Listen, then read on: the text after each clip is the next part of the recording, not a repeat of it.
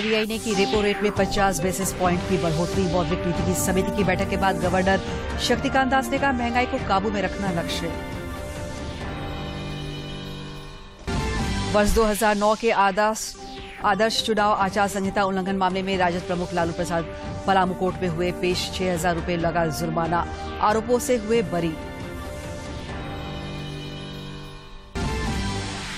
मुख्यमंत्री हेमंत सोरेन आज गुमला में सर्वजन पेंशन योजना को लेकर जागरूकता कार्यक्रम का करेंगे शुभारंभ। वंचित लोगों को पेंशन योजना से जोड़ने का लक्ष्य।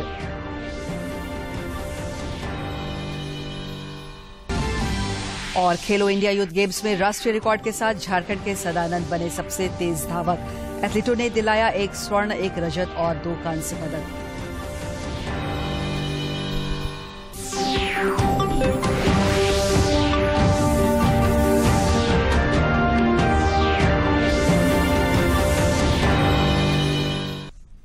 नमस्कार, खबरें झारखंड में आपका स्वागत है। मैं हूं दिव्या और अब समाचार विस्तार से। भारतीय रिजर्व बैंक आरबीआई ने रेपो रेट में 50 बेसिस पॉइंट की बढ़ोतरी की है। आरबीआई के गवर्नर शक्तिकांत दास ने आज मीडिया को संबोधित करते हुए कहा कि विशेषज्ञ समिति की बैठक में लिए गए निर्णयों की घोषणा की। उन्होंने कहा कि महंगाई को काबू में रखना लक्ष्य है। The process of economic recovery in the EMEs is also getting affected. During these difficult and challenging times, the Indian economy has remained resilient, supported by strong macroeconomic fundamentals and buffers. The recovery has gained momentum despite the pandemic and the war. On the other hand, inflation has steeply increased much beyond the upper tolerance level. A large part of the rise in inflation is primarily attributed to a series of supply shocks which can be linked to the war. In these circumstances, we have started a gradual and orderly withdrawal of extraordinary accommodation instituted during the pandemic, that is the COVID-19 pandemic.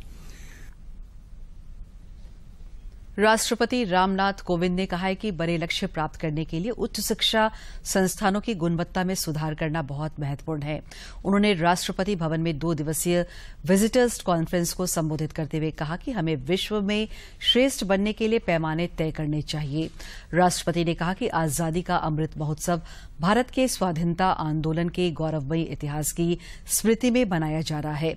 Shri Kovind ने कहा कि इसके लिए उच्च शिक्षा संस्थान केंद्रीय भूमिका में है, क्योंकि युवा नागरिक न सिर्फ अतीत की धरोहर के संरक्षक है, बल्कि उन्हें भारत को अगले सुनहरे दौर में ले जाने के अभियान का नेतृत्व भी करना होगा। I have also been informed that our efforts towards building a culture of innovation have started showing results, and India's ranking in Global Innovation Index has significantly improved from 76 in 2014 to 46 in 2021. However, in order to improve the culture of innovation and entrepreneurship in India, we need to encourage the filing for patents and streamline the process for it.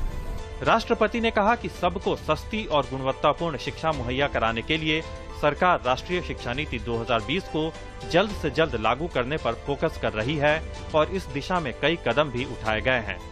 In tune with the government's priority of making affordable quality education accessible to every Indian, the Ministry of Education has also focused on quick implementation of the NEP 2020.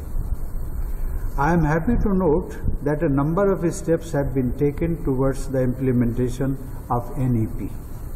As many as 13 Indian Knowledge System Centers have been opened across the country. Books have been published in 12 Indian languages with introductory chapters on Indian knowledge traditions of the respective subjects. राष्ट्रपति ने इस मौके पर 6ठे visitors award 2020 भी प्रदान किए। तकनीकी विकास के लिए तेजपुर विश्वविद्यालय के प्रोफेसर प्रीतम देव को विजिटर्स अवार्ड से सम्मानित किया गया, जबकि जीव विज्ञान में शोध के लिए जामिया मिलिया इस्लामिया के प्रोफेसर जाहिद अशरफ को विजिटर्स अवार्ड दिया गया।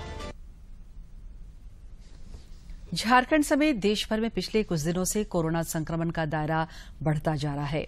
देश में पिछले 24 घंटे के दौरान कोरोना के 5,233 नए संक्रमितों की पहचान की गई, जबकि इस अवधि में 3,345 संक्रमित स्वस्थ भी हुए हैं। में 3,345 मरीज उपचार करवाकर स्वस्थ हो चुके हैं, जिसके बाद देश में रिकवरी रेट 98.72% हो गया है।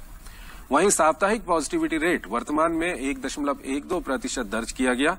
दैनिक पॉजिटिविटी रेट भी 1.67% दर्ज किया गया।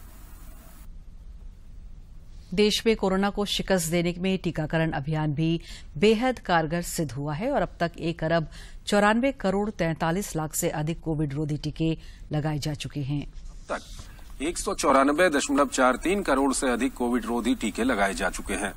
वहीं पिछले 24 घंटों में 14 लाख से अधिक कोविड टीके लगाए गए। राजद प्रमुख लालू प्रसाद आज 2009 के आदर्श चुनाव आचार संहिता उल्लंघन मामले में पलामू जिला व्यवहार न्यायालय में पेश हुए, जहां एसके मुंडा की अदालत ने उन्हें 6,000 रुपये जुर्माना लगाया और इस मामले में बरी कर दिया।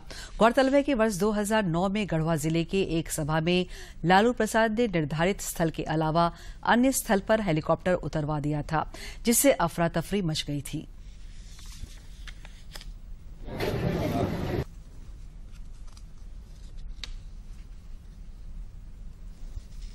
मुख्यमंत्री हेमंत सोरेन ने गृह, स्कूली शिक्षा एवं साक्षरता तथा वन्य पर्यावरण विभाग में रिक्त पड़े 55,500 से अधिक पदों के लिए भर्ती प्रक्रिया में तेजी लाने का निर्देश दिया है।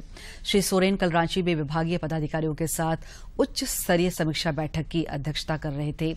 मुख्यमंत्री ने गृह विभाग के 13,473, स्कूली शिक्षा एवं साक्षरता विभाग में 38,000 और वन विभाग में विभिन्न श्रेणियों के रिक्त पड़े 4,051 पदों के लिए भर्ती प्रक्रिया में तेजी लाने का निर्देश दिया।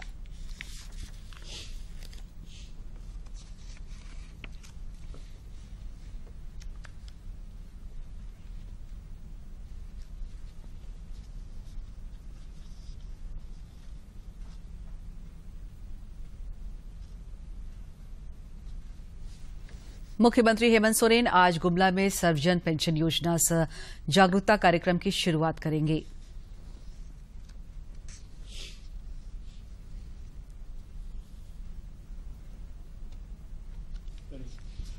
मांडर विधानसभा उपचुनाव के लिए कल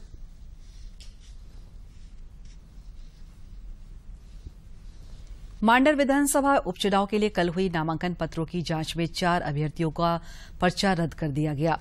इनमें गुलाबी कुमारी, विश्राम उरांव, विकास ज्योति उरांव और चाइना मिंज शामिल हैं।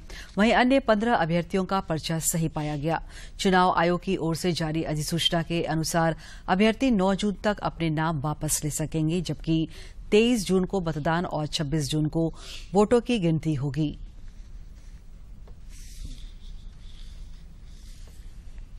खूंटी पुलिस को नक्सलियों के खिलाफ चलाए जा रहे अभियान में बड़ी सफलता मिली है।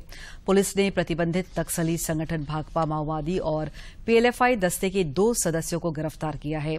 दोनों नक्सलियों को पुलिस ने रनिया और तुरपा थाना क्षेत्र से गिरफ्तार किया है।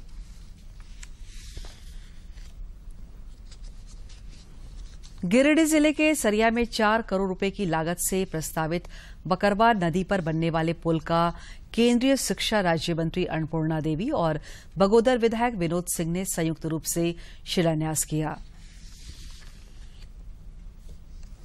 बकरवा नदी पर बनने वाले पुल का शिलान्यास करने के बाद केंद्रीय शिक्षा राज्य मंत्री अन्नपूर्णा देवी ने कहा कि केंद्र सरकार हर क्षेत्र के विकास के लिए काम कर रही है। उन्होंने कहा कि वर्तमान केंद्र सरकार ने 8 सालों में 60 साल का काम कर दिया है। उन्होंने कहा कि इस पुल के निर्माण से लोगों की वर्षों पुरानी मांग पूरी हो जाएगी। से बन रही है और जो भारत सरकार की सोच है, जो उग्रवाद प्रभावित जिले हैं वहाँ पे आवागमन की सुविधा हो, वहाँ लोगों को समस्या न हो, इसके तहत जो फंड है LWS, तो उसके माध्यम से इस पुल का निर्माण हो रहा है। ने देखा कि लगातार सफलता के ये 8 वर्ष पूरे हुए हैं और निरंतर दिन प्रतिदिन प्रधानमंत्री जी के माध्यम से देश की जनता के लिए एक के बाद एक नई नई योजनाओं की शुरुआत करके। इस दौरान विधायक विनोद सिंह ने कहा कि वर्ष 2014 में ही उन्होंने इस पुल के निर्माण की स्वीकृति दिलाई थी, लेकिन काम पूरा नहीं हो सका। उन्होंने कहा कि इस पुल के बनने से स्थानीय लोगों को काफी फायदा होगा। और ये लोग कब से प्रतिष्ठित सारे लोग 2014 में इस पुल का प्रारंभिक आज बना, फिर 14 में है प्रशासनिक नीति नहीं मिली और ये पुल से कितने से अधूरा। दोबारा मौका दिया, हमारी कोशिश और विभाग इस क्लास से मिली और नक्सल प्रभावित क्षेत्र में इस पुल के निर्माण से आधे दर्जन पंचायतों के हजारों ग्रामीणों को फायदा होगा। गिरिडीह से रमेश प्रभाकर की रिपोर्ट। श्रावणी मेले से पहले कभी भी देवघर एयरपोर्ट से उड़ान सेवा शुरू हो जाएगी। इसके लिए हवाई अड्डा पूरी तरह से तैयार है। देवघर एयरपोर्ट से कल इंडिगो विमान ने 3 बार से अधिक लैंडिंग और टेक ऑफ किया। A320 है, उसका इंडिगो ने ट्रायल फ्लाइट लिया था और जो भी ट्रायल फ्लाइट जो प्रोसीजर होता है वो ट्रायल फ्लाइट के हिसाब से होता है। क्या हुआ ट्रायल में? ट्रायल फ्लाइट में हमारी तरफ से बिल्कुल ठीक ठाक हो गया, बाकी अब रिपोर्ट आएगी, बाकी अपना सफल को। रनवे पे कौन सा फ्लाइट उतरने, मतलब कौन सा फ्लाइट उतर सकता है? A320 या उसके जो भी इक्विवेलेंट आते हैं तो लैंड होता है। 320 है या जो भी इस सीरीज की है सारे। स्वास्थ्य विभाग के अपर मुख्य सचिव अरुण कुमार सिंह की अध्यक्षता में देवघर में मुख्यमंत्री जन आरोग्य एवं डिजिटल हेल्थ मिशन को लेकर समीक्षा बैठक हुई। बैठक में उन्होंने श्रावणी मेले के दौरान श्रद्धालुओं को बेहतर स्वास्थ्य सुविधा उपलब्ध कराने का निर्देश दिया। क्या क्या व्यवस्था होनी चाहिए, डॉक्टर की आवश्यकता, मेडिकल फैसिलिटी की आवश्यकता, एम्बुलेंस की आवश्यकता, दवाइयों की आवश्यकता, इमरजेंसी सर्विसेज की आवश्यकता, प्रचार प्रसार की आवश्यकता। तो कहाँ पर क्या आवश्यकताएं हैं उनका फीडबैक लिया गया जिलों से, पदाधिकारियों से, और उसमें विभाग के द्वारा कार्रवाई की जाएगी। उनको जितना सपोर्ट है सब सपोर्ट किया जाएगा। मौसम विज्ञान केंद्र रांची के अनुसार अगले 5 दिनों तक गर्मी से राहत मिलने की कोई उम्मीद नहीं है। केंद्र ने अपने पूर्वानुमान में कहा है कि इस दौरान राज्य के कुछ इलाकों में तेज हवा के साथ बारिश भी हो सकती है। विभाग के अनुसार 10 से 15 जून के बीच झारखंड में धनबाद के रास्ते मानसून प्रवेश कर सकता है। इससे पहले कहीं कहीं प्री मानसून की बारिश हो सकती है। और अब कुछ खबर राज्य के विभिन्न जिलों से।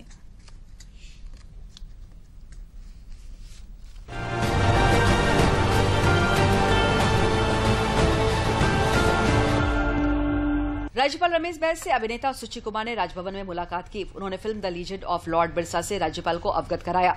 अभिनेता सुची कुमार ने फिल्म में बिरसा मुंडा की भूमिका अदा करेंगे। जिला निर्वाचन पदाधिकारी सह रांची के उपायुक्त छवि रंजन की अध्यक्षता में राजनीतिक दलों के प्रतिनिधियों ने मांडर विधानसभा उपचुनाव को लेकर महत्वपूर्ण बैठक हुई। बैठक में उपचुनाव को संबंध में पॉलिटिकल पार्टी के प्रतिनिधियों को सहायक मतदान केंद्र बनाए जाने के नियमों के बारे में जानकारी दी गई। रांची जिले में अवैध खनन तथा क्रशर संचालन के विरुद्ध जिला प्रशासन द्वारा सख्त कार्रवाई की जा रही है। इस कड़ी में जिला प्रशासन द्वारा ओरमांझी अंचल के खीराबेड़ा में अवैध रूप से संचालित 13 क्रशर को ध्वस्त किया गया। पलामू जिले के पाटन थाना क्षेत्र के सिमरा गांव में अवैध विदेशी शराब की फैक्ट्री पकड़ी गई। फैक्ट्री से करीब 50 लीटर विदेशी शराब बरामद की गई है। इसके अलावा अलग अलग ब्रांड के लेबल और कॉर्क बरामद किए गए हैं। इस सिलसिले में सिमरा गांव के दीपक प्रसाद के खिलाफ मामला दर्ज किया गया।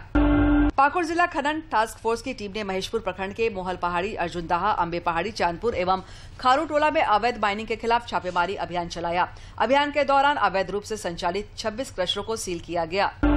रांची से हजारीबाग की ओर जा रहे एक ट्रक का चुटुपालू घाटी में अचानक ब्रेक फेल हो गया। इसके बाद यह ट्रक मौत का ट्रक बन गया। अनियंत्रित ट्रक ने सड़क के किनारे खड़े एक हाइड्रा में जबरदस्त टक्कर मारी और फिर वहां मौजूद गुमटी से टकराकर रुक गई। इस हादसे में गुमटी संचालक की घटनास्थल पर ही मौत हो गई। स्वास्थ्य विभाग के अपर मुख्य सचिव अरुण कुमार सिंह ने सदर अस्पताल देवघर में समीक्षा बैठक की। इसमें परियोजना निदेशक सहित राज्य के कई वरीय पदाधिकारी शामिल हुए। इस दौरान अनुबंध एएनएम, जीएनएम कर्मचारी संघ ने श्री सिंह को अपनी मांगों से संबंधित ज्ञापन सौंपा। गुमला जिले के विशुनपुर थाना क्षेत्र अंतर्गत घाघरा के दत्तहाट मुख्य बाग स्थित विद्या मंदिर स्कूल के पास धोबघाट पुल पर बाइक और ट्रक की सीधी भिड़ंत में विशुनपुर सियाटोली निवासी एक व्यक्ति की घटनास्थल पर ही मौत हो गई, जबकि एक अन्य व्यक्ति घायल हो गया। घायल को प्राथमिक उपचार के बाद गुमला सदर अस्पताल रेफर कर दिया गया। एनटीपीसी कोयला खनन मुख्यालय की ओर से रांची के प्रभात तारा स्कूल में पौधारोपण किया गया। कार्यक्रम की शुरुआत फादर विजय कुमार मिंज ने की। इसके बाद स्वयं सिद्ध महिला क्लब समिति के सदस्यों ने पौधारोपण किया और पर्यावरण के प्रति जागरूक रहने का संकल्प लिया। राजधानी में दिन दहाड़े हथियारबंद बदमाशों ने मंगलवार दोपहर को ज्वेलरी कारोबारी की गोली मारकर हत्या कर दी। घायल कारोबारी को नजदीकी अस्पताल में भर्ती कराया गया, जहां इलाज के दौरान उसकी मौत हो गई। पुलिस मामले की छानबीन में जुटी है। ड्रीम बॉयज के खिलाड़ियों ने शानदार खेल का प्रदर्शन करते हुए Champa Devi memorial T20 gold cup cricket प्रतियोगिता का खिताब अपने नाम करने में कामयाबी हासिल की। जेके क्रिकेट अकादमी के दौरान में खेले गए फाइनल मैच में ड्रीम बॉयज की टीम ने मैकॉन की टीम को 70 रनों से पराजित कर ट्रॉफी पर अपना अधिकार जमाया।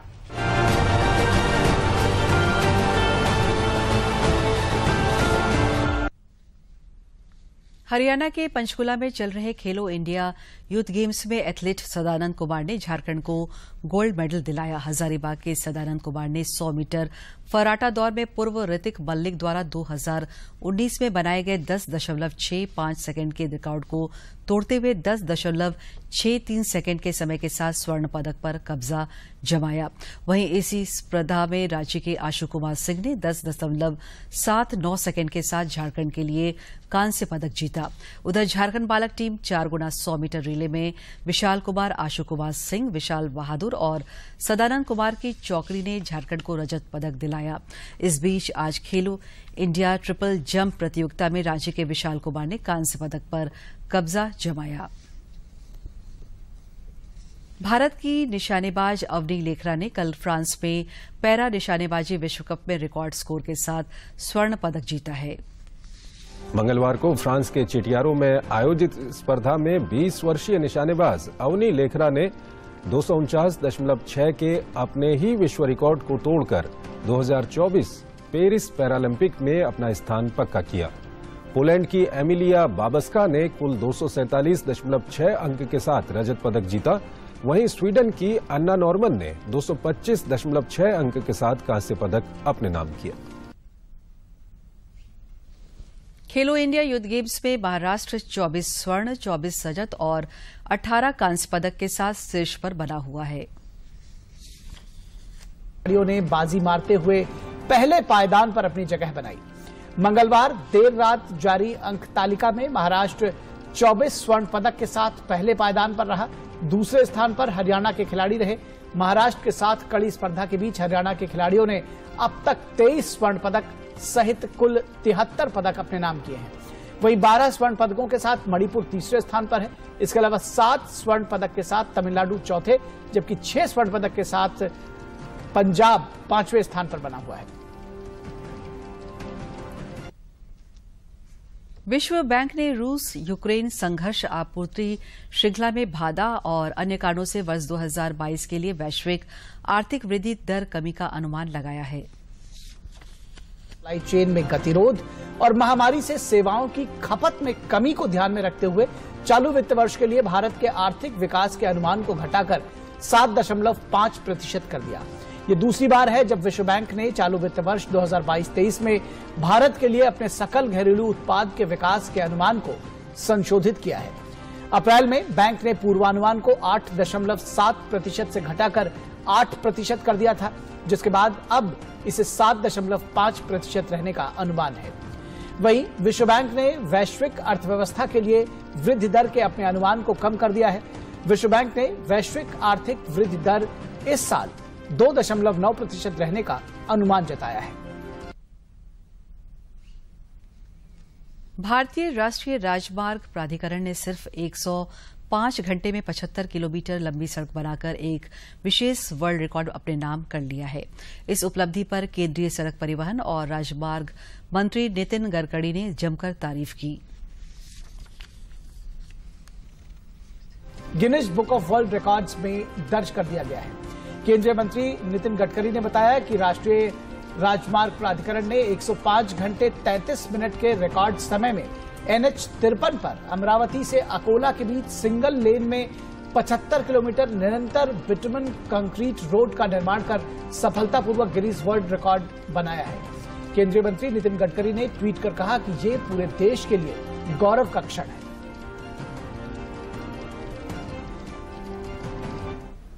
I am very happy today because our team has created one more world record. I congratulate the entire team of NHAI, consultant and contractor Rajpath Infracom Private Limited from Pune on accomplishing this Guinness World Record. NHAI on the occasion of the Azadi Ki Amrut Mahotsav announced by Honorable Prime Minister of India Shri Narendra Modi ji successfully completed a Guinness World Record by constructing 75-kilometer continuous bituminous concrete in single lane on NH 50. दुनिया भर में 8 जून को विश्व महासागर दिवस मनाया जा रहा है। जैव विविधता, खाद्य सुरक्षा, पारिस्थितिकी संतुलन, जलवायु परिवर्तन, समुद्री संसाधनों के अंधाधुंध उपयोग जैसे विषयों पर प्रकाश डालना और मानव जीवन में समुद्र से होने वाले लाभों के बारे में जागरूकता पैदा करना इसका उद्देश्य है। में समुद्र से होने वाले लाभों के बारे में जागरूकता पैदा करना ही इस दिवस को मनाने का प्रमुख उद्देश्य है। पृथ्वी की सतह पर ऊष्मा के चक्र का संतुलन कायम रखने में महासागरों का एक बड़ा योगदान रहता है। सामान्यतः धरती से जो भी मानव जनित और अन्य ऊष्मा उत्सर्जित होती है वो वायुमंडल में चली जाती है, जिससे वायुमंडल ज्यादा गर्म होने लगता है। लेकिन महासागर इसमें काफी ऊष्मा अपने अंदर समेट लेता है, जिससे वायुमंडल और धरती पर ऊष्मा का दबाव कम हो जाता है। इसके अलावा भी महासागर पृथ्वी के पर्यावरण की कई अहम प्रक्रियाएं और पारिस्थितिकी तंत्रों का संतुलन रखने में बड़ी भूमिका निभाता है। लेकिन आज महासागरों को भी पूरी पृथ्वी की तरह जलवायु परिवर्तन यानी ग्लोबल वार्मिंग जैसे कई खतरों से निपटने की जरूरत है। और आइए अब देखते हैं स्वतंत्रता संग्राम में कितना खास है आज का दिन।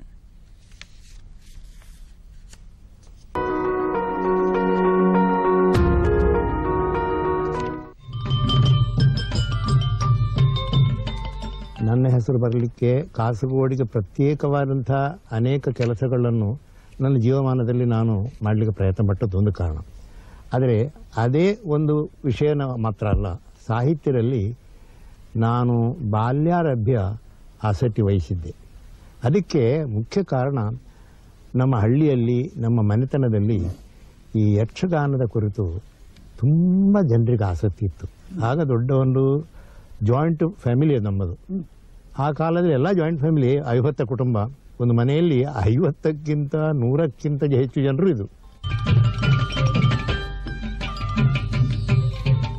आज हम विख्यात कवि, पत्रकार और भारतीय स्वतंत्रता संग्राम सेनानी कायर किन्हाना राय का स्मरण कर रहे हैं। उनका जन्म 1915 में आज ही के दिन ब्रिटिश भारत के मद्रास प्रेसिडेंसी के दौरान कासरगौड़ में हुआ था।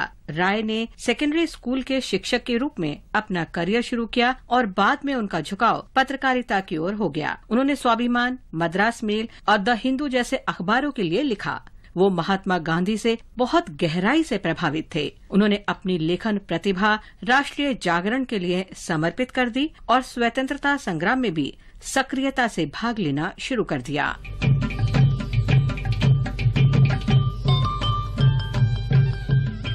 कायर किन्हाना राय एक सक्षम कवि भी थे। उन्होंने कन्नड़ कवि गोविंद पाई की जीवनी भी लिखी, जिनसे वे अत्यधिक प्रभावित थे।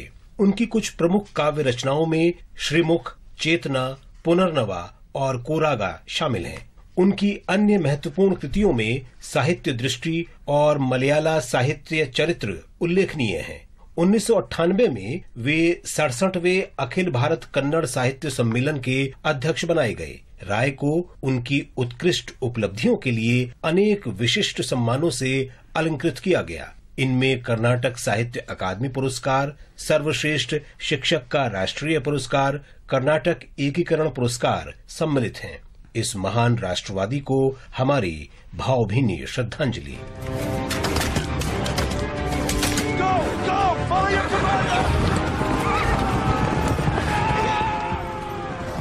आज हम शहीद खान मोहम्मद को भी याद कर रहे हैं। उन्होंने 1857 में आजादी की पहली लड़ाई के दौरान विद्रोही क्रांतिकारियों का एक समूह संगठित किया। उन्होंने विद्रोही नेताओं को आर्थिक मदद भी उपलब्ध कराई तथा ब्रिटिश शासकों और उनके अत्याचारी शासन को उखाड़ फेंकने के लिए समूह का नेतृत्व किया।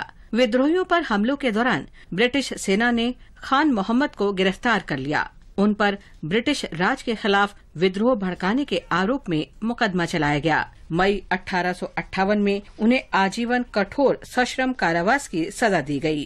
मार्च 1859 में उन्हें अंडमान द्वीप भेज दिया गया, जहां 8 जून 1859 को कारावास में ही उनकी मृत्यु हो गई। देश की माटी के इस महान सपूत को हमारा नमन।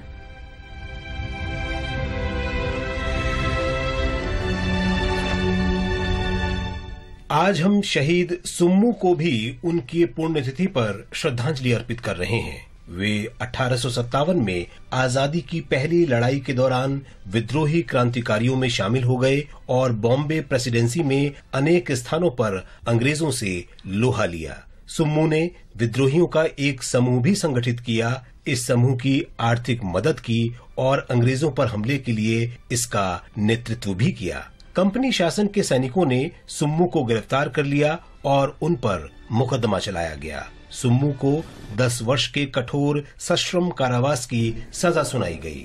मार्च 1859 में सुम्मू को अंडमान भेज दिया गया, जहां 8 जून 1859 को सेलुलर जेल में उनका निधन हो गया। इस महान देशभक्त को हमारी भावभीनी श्रद्धांजलि।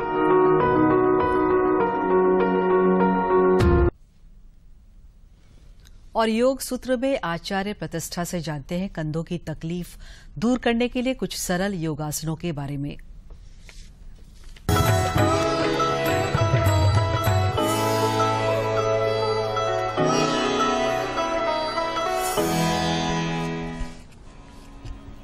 नमस्ते, मैं हूं आचार्य प्रतिष्ठा। हम अक्सर अपने कंधों पर बेकार की जिम्मेदारियां उठा लेते हैं। हमें लगता है कि अगर हम नहीं रहेंगे तो क्या होगा, और इन सब जिम्मेदारियों के चक्कर में हम ये भूल जाते हैं कि हमारा जीवन भी क्षणिक है, जीवन भी टेम्पररी है। हम टेम्पररी जीवन में परमानेंट चीजों की तलाश कर रहे हैं और इसीलिए हम दुखी रहते हैं और इसीलिए हम अस्वस्थ हो जाते हैं। कंधों पर ये अनवांटेड जिम्मेदारियां उठाने से आपके कंधों पर अकड़ाहट हो जाती है। कंधों की अकड़ाहट, कंधों की जकड़न किसी भी कारण से हो, फिर चाहे वो बैड पोस्चर से हो, चाहे वो किसी एक्सीडेंट से हो, चाहे वो जिम्मेदारियों के बोझ से हो, चाहे वो एंजाइटी से हो, उसका निवारण योग में छिपा है। क्या है निवारण, ये आज के एपिसोड में जानेंगे, लेकिन उससे पहले आज का योग विचार। हम सब ने जीवन में कुछ न कुछ खोया है। जो खोया है उसके लिए दुख मनाना हमारी चॉइस हो सकती है, या फिर उस खोने में जो शिक्षा प्राप्त की है उसके लिए अहोभाव रखना भी हमारी चॉइस हो सकती है। Life is all about choices. Choose what you want in your life. आइए आरंभ करते हैं कंधों के सूक्ष्म व्यायाम के साथ, कंधों की पवन मुक्त क्रियाओं के साथ। कंधों की पवन मुक्त क्रियाओं के लिए हम वज्रासन में बैठ जाते हैं। जो वज्रासन में नहीं बैठ सकते वो कुर्सी पर बैठ करके भी इसका अभ्यास कर सकते हैं, पर चौकड़ी मार करके इसका अभ्यास नहीं करना चाहिए, यानी क्रॉस लेग्ड पोजीशन में इसका अभ्यास नहीं करना चाहिए। सबसे पहले अभ्यास में हम अपनी हथेलियों को अपने घुटनों पर टिका देते हैं और कंधों को अप एंड डाउन मूवमेंट देते हैं। और अंत में मुख्य समाचार एक बार फिर।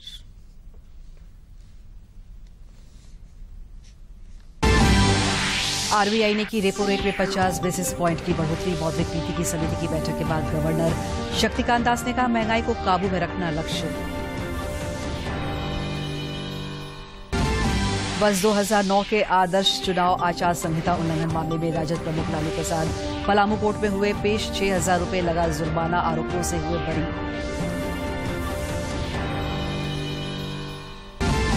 मुख्यमंत्री हेमंत सोरेन आज गुमला में सर्वजन पेंशन योजना को लेकर जागरूकता कार्यक्रम का करेंगे शुभारंभ। वंचित लोगों को पेंशन योजना से जोड़ने का लक्ष्य।